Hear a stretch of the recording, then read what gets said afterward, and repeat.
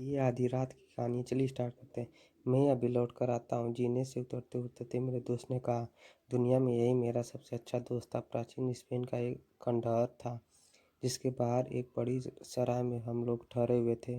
धीरे धीरे वह मेरी आंखों से ओझल हो गया। मेरी आवाज़ सीधे ही लौट कर आना उसकी निरंतर मिट्टी पकड़ ध्वनि में मिलकर खोज गई।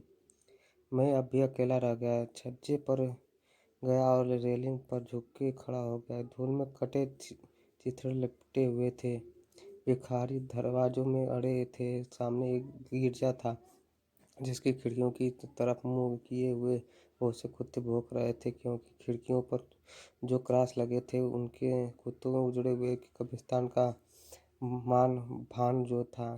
बहती हुई झांस काले आवरण से छिपती हुई सड़कें जैसे रहस्यमय हो उठी। अस्त हुए सूरज के खून की तरह लाल लाल प्रकाश में मकान भूतों की तरह लग रहे थे।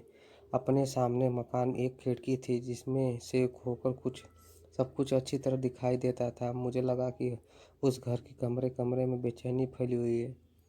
मेरे बिल्कुल सामने जो कमरा था वह गंभीर व्यक्तियों से ठसाठस भरा था। उसमें ईसा मसीह की एक बड़ी तस्वीर थी जिसके चारों तरफ मोमबत्तियां जल रही थी और फूल फूल मालाएं बिखरी हुई थी और जिनमें बिल्कुल ताज़ा खून मालूम हो रहा था।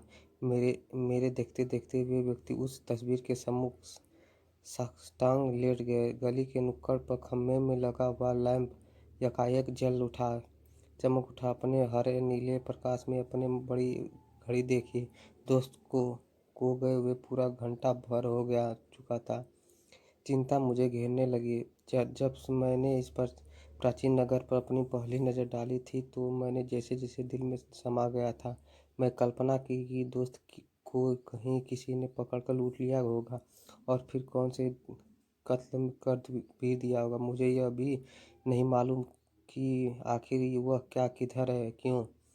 मैं तरह तरह की भयानक बातें सोचने लगा। कहीं परदेसी जान बचाकर तो किसी ने मुझे चंगुल में फंसा नहीं न दिया। ये पार्ट फर्स्ट था, दूसरा पार्ट आगे आएगा।